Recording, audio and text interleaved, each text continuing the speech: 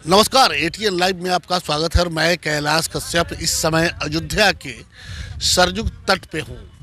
और जब अयोध्या की बात आती है तो मन में कहीं ना कहीं एक उत्साह उमड़ उठता है कि चलो आज हम राम की जन्मभूमि अयोध्या में हैं।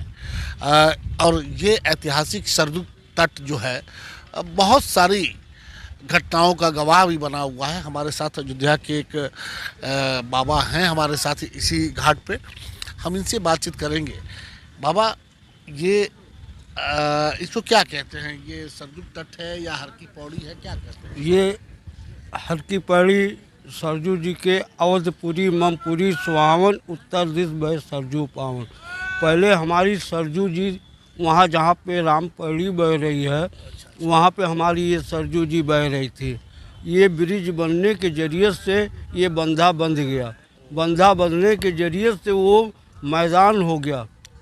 मैदान होने के बाद ये हमारी सरजू जी यहाँ पे आ गई हैं।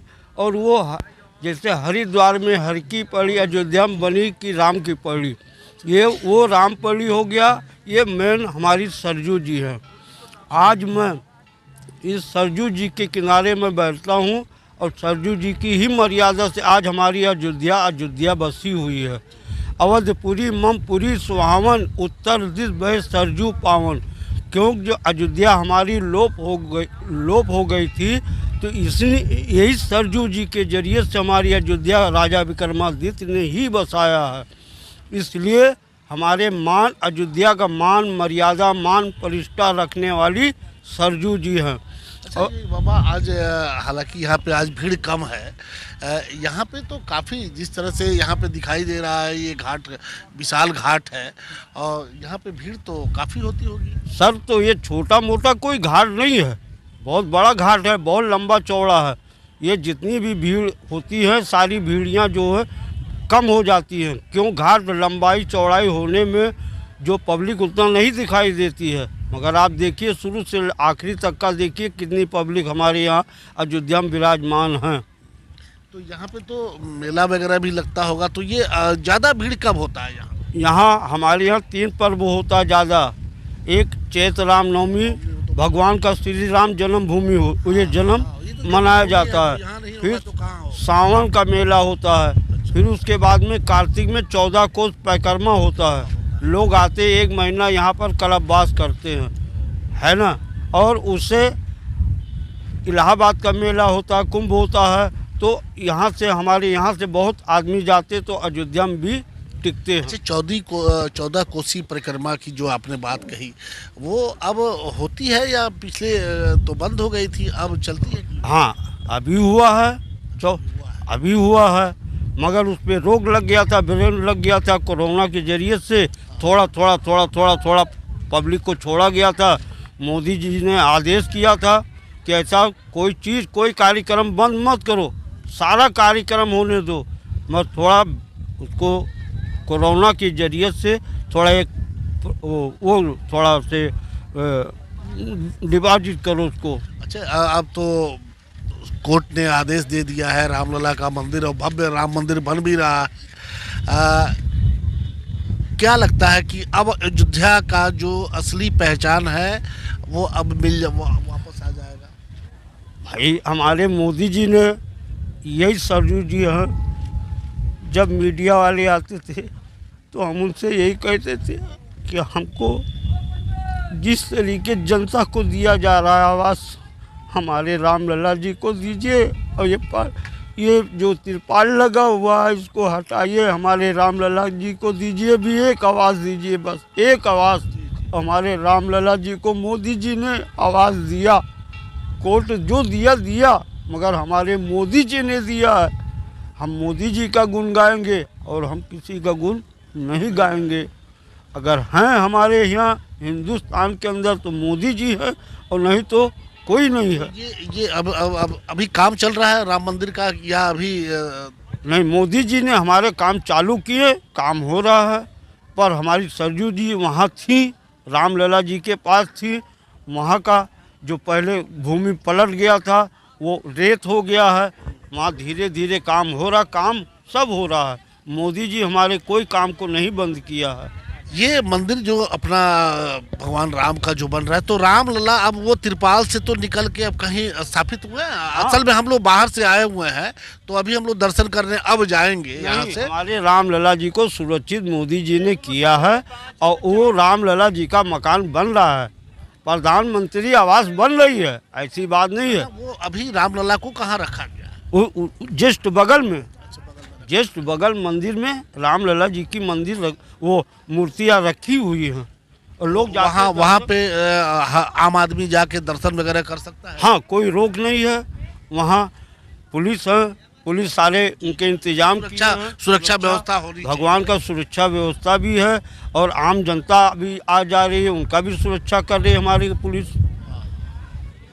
तो अब ये बताइए कि अब जो विवाद बरसों चला, राम मंदिर का विवाद, बाबरी मस्जिद का विवाद, अब क्या लगता है कि अब वो विवाद समाप्त हो गया, पूरी तरीके से समाप्त हो गया? एक बात हम आपको बताना चाहते हैं कि देखिए, राम मंदिर ये एक आस्था का विषय था और लोगों के, और उस आस्था पे जब रामलला त्रिपाल में रहा करते थे, तो अभी महात्मा जी ने वो भावुक हो गए, उनकी आंखों से आंसू आ गए और उन्होंने कहा कि भाई हम जो मोदी जी से या जो भी सरकार थी, हमारा एक ही डिमांड था कि रामलला को त्रिपाल से हटा करके एक मकान दे दो। और अब शायद इस सरकार ने, मोदी जी की सरकार ने इनकी बातें मानी है, आंखों में आंसू आ गए इनको। लेकिन हम थोड़ी सी जानकारी के लिए यहाँ बैठे हुए हैं, तो अब बाबा ये बता दीजिए कि अब जो विवाद था, जो इतने वर्षों तक चला और जिसमें बहुत सारे लोगों की जान गई, आप लोग तो सब देखे होंगे उस समय जब रामलला के लोग कहते थे कि बाहर से लोग कार सेवक आते थे। यही मुलायम सिंह है, आज जो भोग रहे हैं ये हमारे भगवान का देन है। आज जो इस स्थिति में है, लेटे हुए हैं, यही पुल है, सरजू पुल यही है। इसी पे करो, एक ट्रक जूता प्राप्त हुआ था, एक ट्रक जूता इसी पुल के ऊपर प्राप्त हुआ था। बाकी हमारे कार सेवा ऐसे मैदान में पड़े थे, ऐसे मैदान में बाग बगीचे में हमारे कार सेवा के पैर में छाले पड़ गए थे, बुखार आ गया था, चोटे कांटे घुस गए थे, मगर हमारे कार सेवा ने जो कर्म किया है सो अच्छा किया। मगर जो मुलायम ने किया वो उसका भोग अब भोग रहे हैं। उस समय गोलियां भी चली थी, गोलियां में कई लोग मारे गए थे। खून की नदियाँ, अगर एक आदमी को काट दिया नदी के, सरजू लाल हो गई थी, लाल हो गई थी सरजू। आज वो दिन भूलता नहीं, वो टाइम ये समझ में आता। अब उन लोगों का, जिन लोगों ने बलिदान दिया इस अयोध्या के लिए, इस राम मंदिर के लिए, अब उनके सपने साकार, उनके साथ पूरे हो गए। जिसके लिए उन्होंने अपनी जान दी वो अपना सपना पूरा कर गए और इतिहासी में भी लिख गए, इतिहास में भी वो लिख गए हैं, वो भूलेंगे नहीं। पहले जो जब ये विवाद चल रहा था, पहले जो राम मंदिर का एक ढांचा वो बना के रखा गया था और ये भी कहा जाता था कि जो राम मंदिर के जो संरक्षक थे, जो उसके आगे जो नेता थे, वो कहते थे कि अगर मौका मिला तो 24 घंटे में मंदिर बनाएंगे।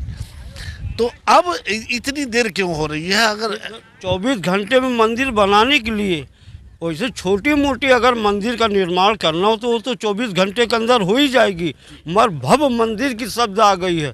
भव्य, अब जब कोर्ट का आदेश आ गया तो अब भव्य मंदिर बनेगा, विशाल मंदिर बनेगा। हिंदुस्तान, हाँ, हिंदुस्तान में ऐसी मंदिर कहीं रहेगी नहीं, इसलिए ऐसा टाइम लग रहा है।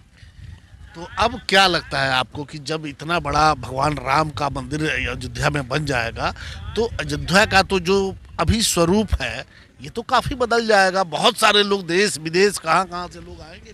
ये तो है ही सर, हमारे अयोध्या का विकास होगा और जितना विकास मोदी जी ने किया है, और अभी जाइए बनारस काशी विश्वनाथ जी में, वहाँ पर देखिए कितना बढ़िया विकास हुआ है। उसी तरीके से यहाँ भी हमारा विकास होगा और भव्य मंदिर बनने के बाद में दूर दूर के पर्यटन आएंगे यहाँ पर।